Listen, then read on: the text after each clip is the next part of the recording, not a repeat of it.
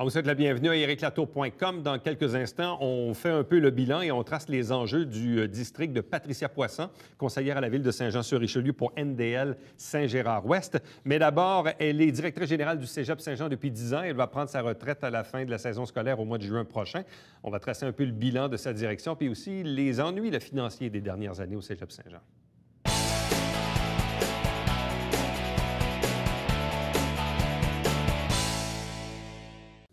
Il y a quelques semaines à peine, la directrice générale du Cégep de Saint-Jean-sur-Richelieu, Chantal Denis, a annoncé pour les prochains mois son départ. Mais entre-temps, il y a bien sûr des activités. Parlons aussi de financement, de budget, de déficit aussi dans certains cas. Bref, on va faire le tour des horizons, des enjeux avec la directrice générale elle-même. Bonsoir et bienvenue. Bonsoir. Bon, tout d'abord, peut-être juste statuer, à quel moment allez-vous quitter officiellement? Le 30 juin.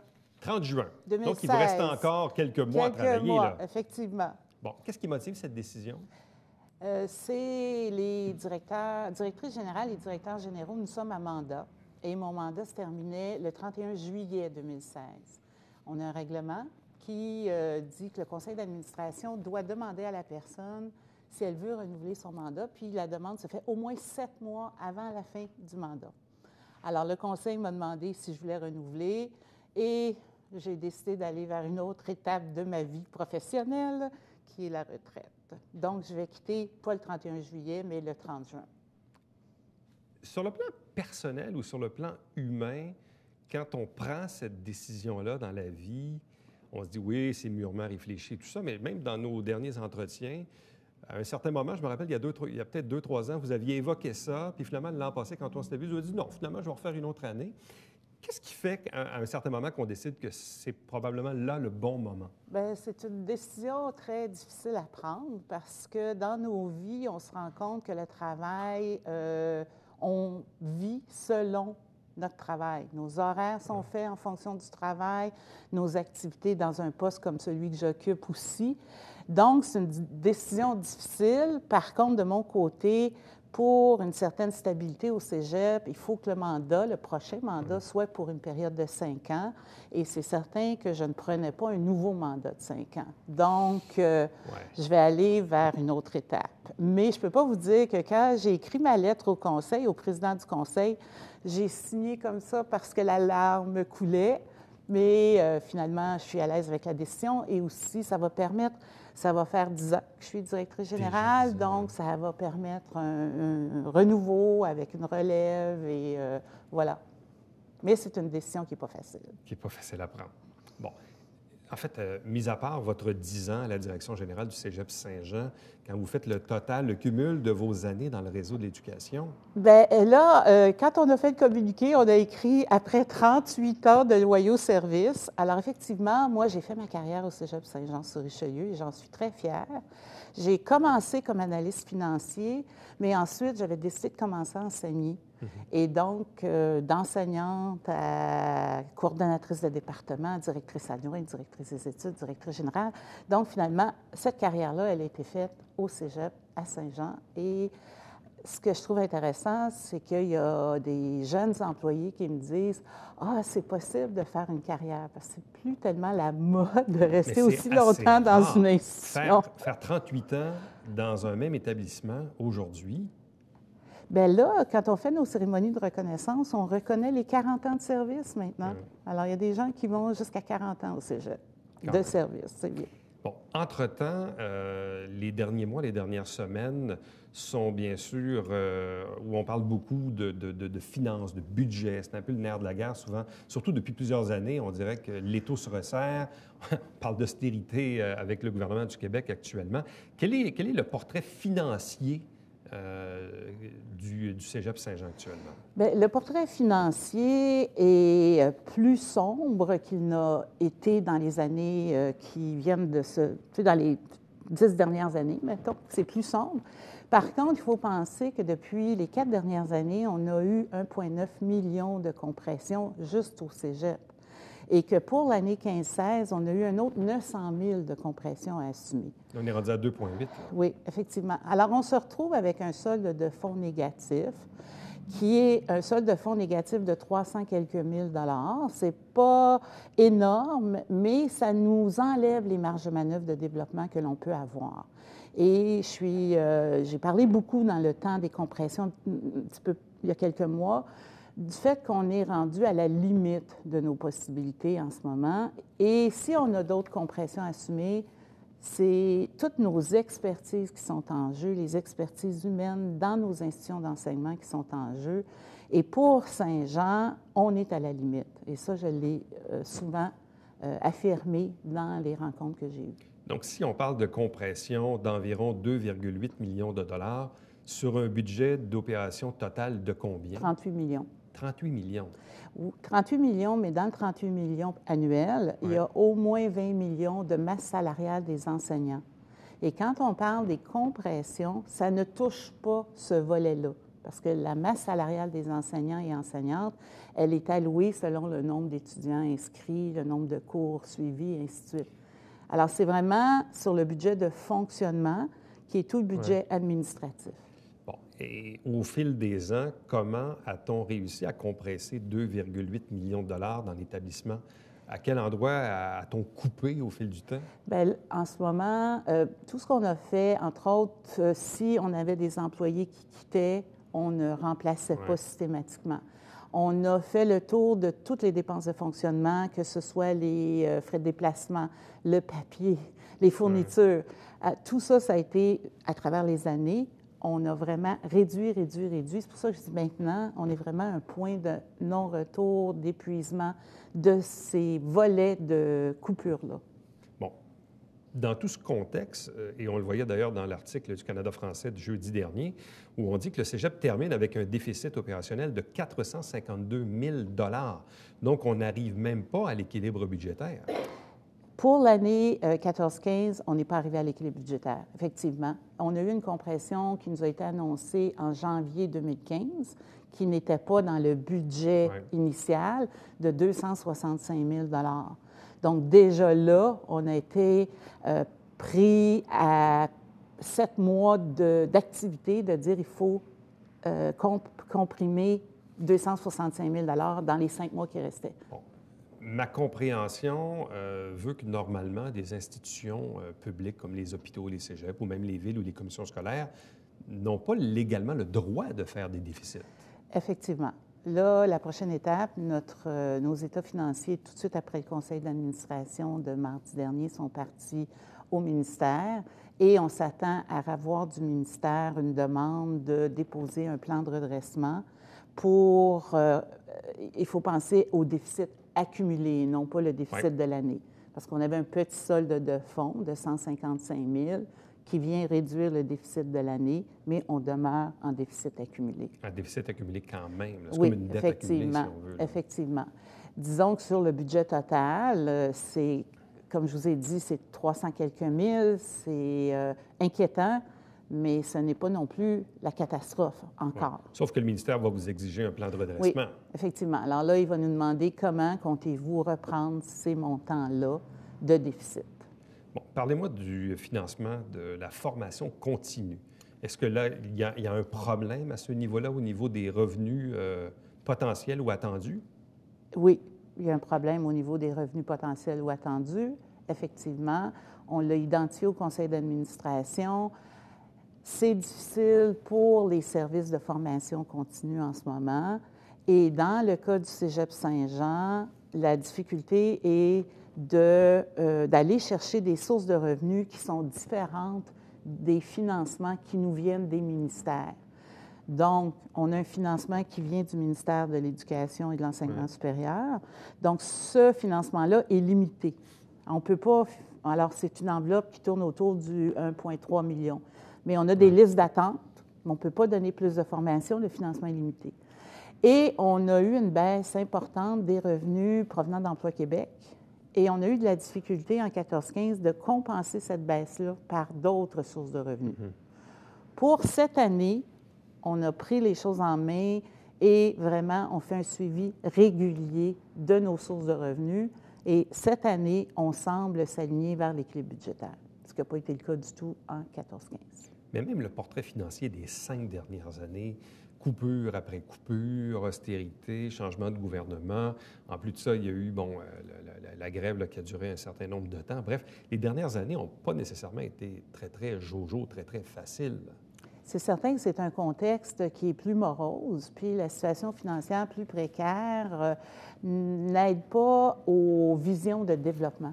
Alors justement, aujourd'hui, on a eu une rencontre, le comité de direction, pour revoir notre planification stratégique et se dire qu'est-ce qu'on va être en mesure d'accomplir pour les années qu'il nous reste, ce qui sont les années qui restent étant 2 années et demie, parce qu'on est au milieu là, du plan stratégique, 13-18. Évidemment, on aura certainement l'occasion de vous réinviter au mois de mai-juin, à quelques jours de votre vraie retraite. Mais là, qu'est-ce qu'il vous reste à faire entre maintenant et votre départ au mois de juin? Bien, entre autres, quand vous parliez, est-ce que c'est un problème, les revenus de la formation continue? Donc, vraiment, la priorité, c'est la direction de la formation continue, la mise en œuvre d'une nouvelle structure, être certain des sources de revenus, le développement et ainsi de suite. Au niveau des investissements dans le bâtiment, il y a certains travaux là, qui sont à faire. Entre autres, on s'est engagé à aménager un café étudiant pour notre population étudiante. Alors, on est en train de finaliser les plans. Donc, selon l'échéancier, j'espère que l'aménagement va être complété pour juin. Si ce n'est pas le cas, c'est certain que je vais revenir en septembre pour voir ce qu'il y en est. Mais on va commencer les travaux très bientôt. On a terminé les travaux majeurs pour notre piscine. Alors ça a été inauguré en juin. Le centre de la petite enfance a été inauguré également. Donc, c'est sur les terrains du cégep avec 80 places. Alors, il y a des projets qui sont terminés, puis d'autres qui sont en cours. Je vais aussi terminer la présidence de Collège et Institut Canada. Donc, je suis dans la 2e année de la présidence du conseil d'administration. Les mandats sont de 2 ans. Donc, en même temps, je termine mon mandat de 2 ans. Bon, c'est clair que la nouvelle personne qui va occuper la fonction à la direction générale va pouvoir imposer sa vision et l'avenir et tout ça. Quand vous regardez l'ensemble de votre 10 ans passés au cégep, malgré un contexte assez, comme vous l'avez dit, morose dans les dernières années, c'est le contexte qui l'a voulu comme ça. Mais quand vous allez quitter, vous allez vous dire quelle aura été, disons, la plus grande réalisation ou des fois l'influence qu'on a pu avoir sur une décision qui a marqué, disons, l'institution? Bien, je pense, entre autres, au niveau de la population étudiante, on est passé de 2600 étudiants inscrits à 3300. Donc, et on maintient, on n'est pas nécessairement en diminution de population étudiante comme le prévoient les statistiques. 2 nouveaux programmes d'études. Alors, pour notre région, de former la relève, c'est important, évidemment. Alors, technologie de l'architecture, qui vient tout juste de commencer, et puis technique de travail social, où on a plus de 350 étudiants et étudiantes dans le programme. Le CPE sur nos terrains, le stade Alphonse Desjardins. Oui, le stade. Alors, pour le stade, encore une fois, cette année, j'ai eu l'honneur de mettre les médailles au cou des Géants de Saint-Jean. Ben oui, c'est vrai. Alors, ils ont gagné le bol d'or. Donc, ce sont des réalisations... À Saint-Jean, en plus. À Saint-Jean, évidemment, dont je suis très fière. Une autre réalisation, c'est les partenariats que l'on a développés. Entre autres, le partenariat avec la Ville de Saint-Jean pour le transport en commun gratuit pour nos étudiants et étudiantes. Et ça fait en sorte que c'est un atout pour le recrutement de nos étudiants et étudiantes, tous ces éléments-là. Chantal Denis, merci beaucoup. Mais je vous remercie. Bonne fin de mandat. Et on se reverra au mois de mai ou juin. Fin mai, début juin. Parfait. Bien. Je vous remercie. Restez avec nous puisqu'au retour, on reçoit la conseillère municipale Patricia Poisson.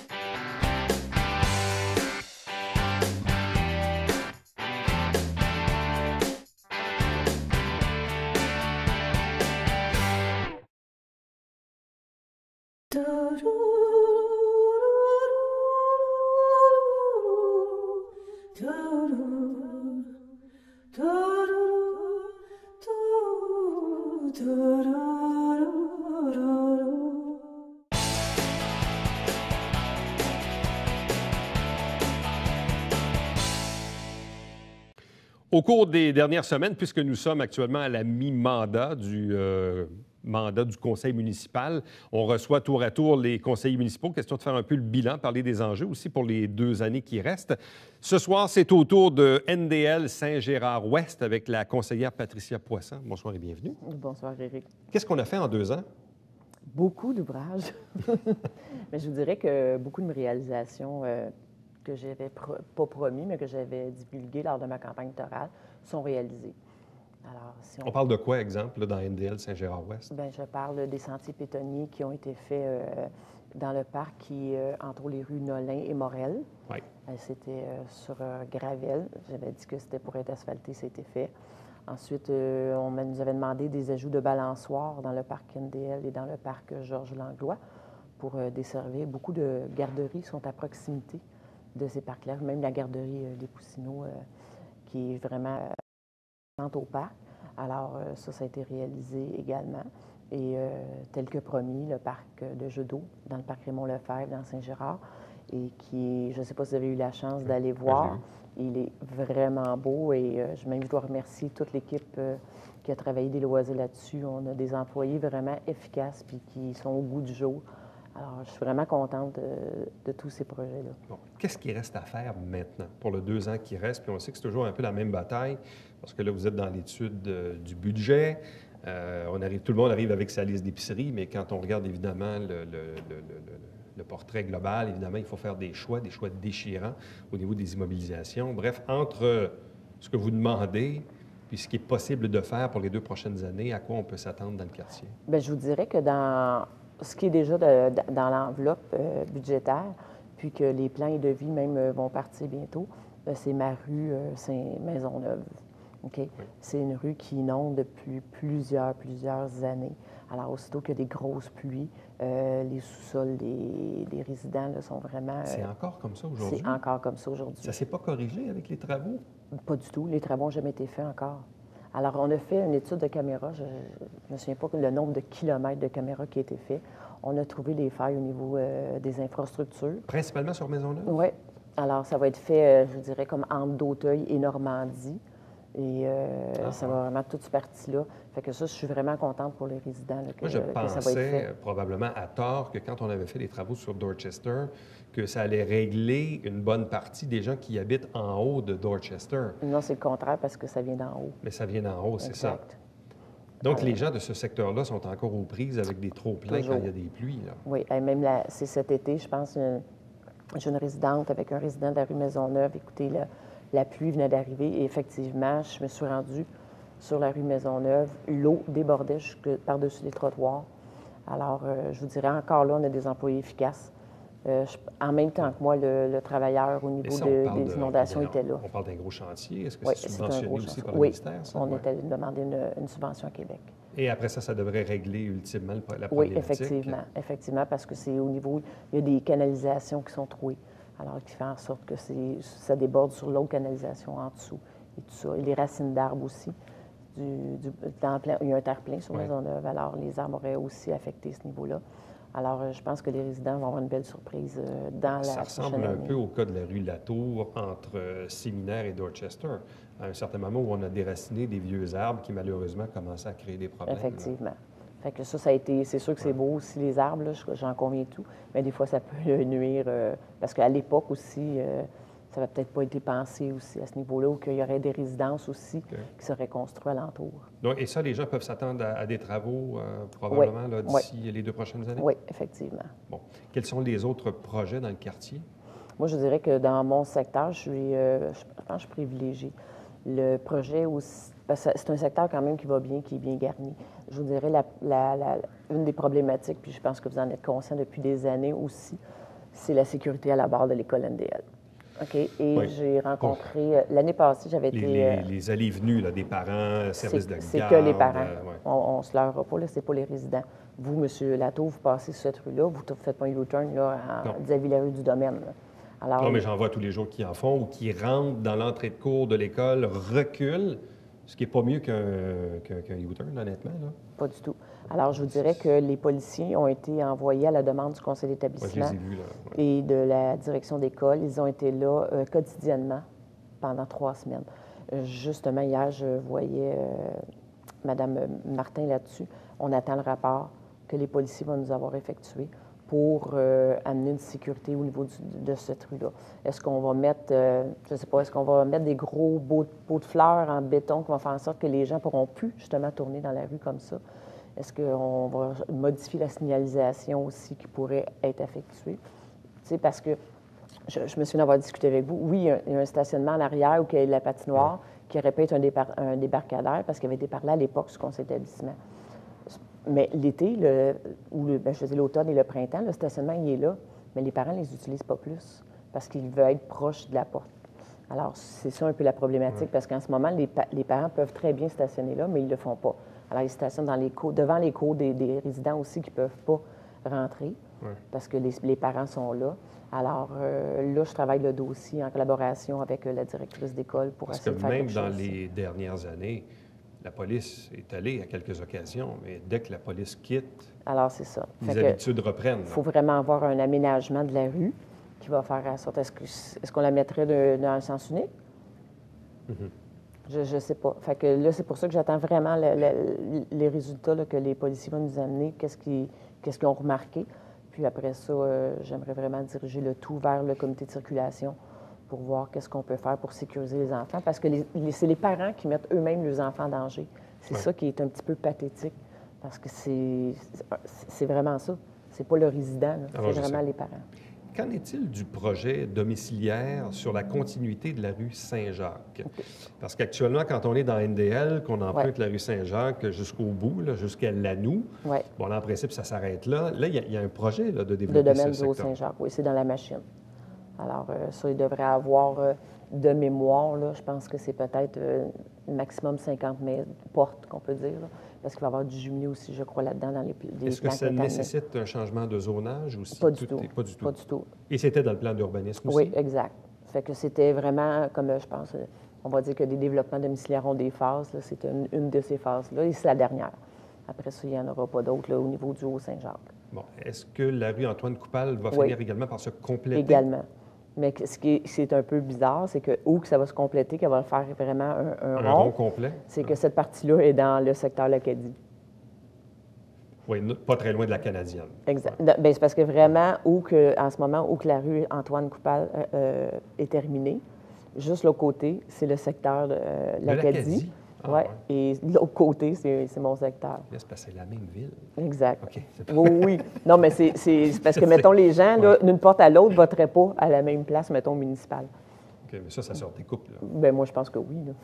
J'aimerais vraiment que ça sorte des coupes. Des fois, il y a des logiques qu'il faut appliquer. Exact. Bon, dites-moi, le fameux projet, même du temps de votre père, d'installer un muret sur Neuve-France, est-ce que c'est encore dans les cartons? Est-ce qu'il y a des citoyens qui reviennent à la charge pour demander un mur anti-bruit le long de la rue de la Neuve-France? Je vous dirais qu'au début de mon mandat, j'ai rencontré 4 personnes qui m'ont parlé de ce dossier-là.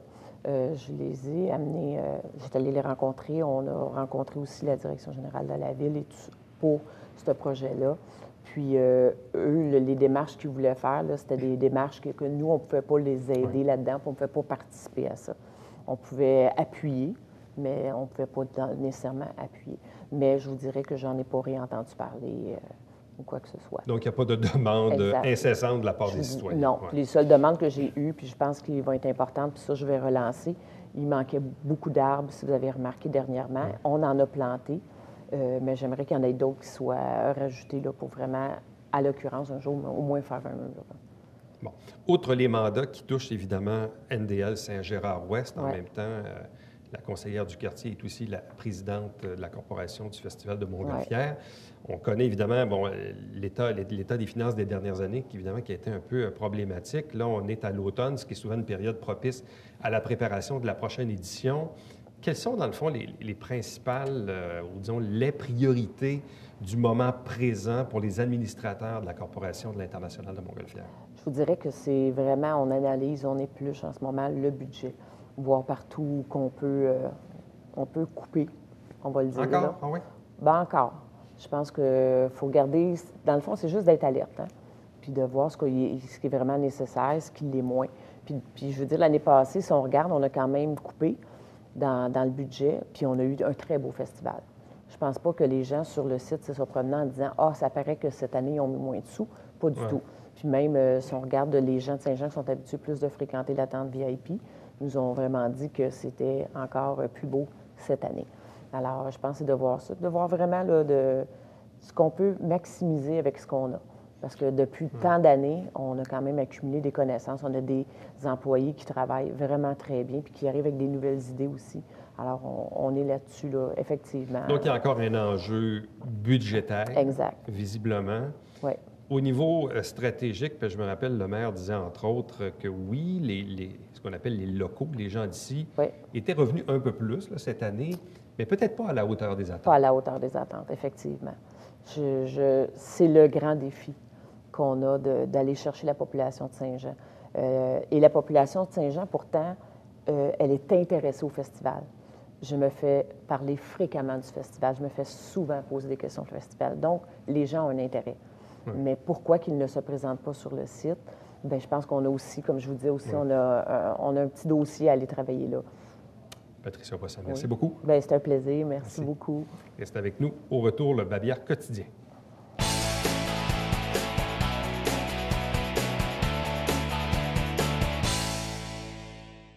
Petit rappel pour le marché de Noël qui se tient cette année les vendredis, samedis, dimanches 11, 12, 13 et 18, 19 et 20 décembre prochains, ici même dans le Vieux-Saint-Jean, à la place du marché. À chaque semaine, on vous présente des extraits du conseil municipal via l'émission Saint-Jean-sur-Richelieu. Vous avez la grille horaire à l'écran. Ne manquez pas également le télébingo tous les dimanches matins, 9h30 en direct avec 3 500 $ en prix, carte pleine qui est à 2 000. Et nous, notre prochain rendez-vous, c'est demain. Bye-bye.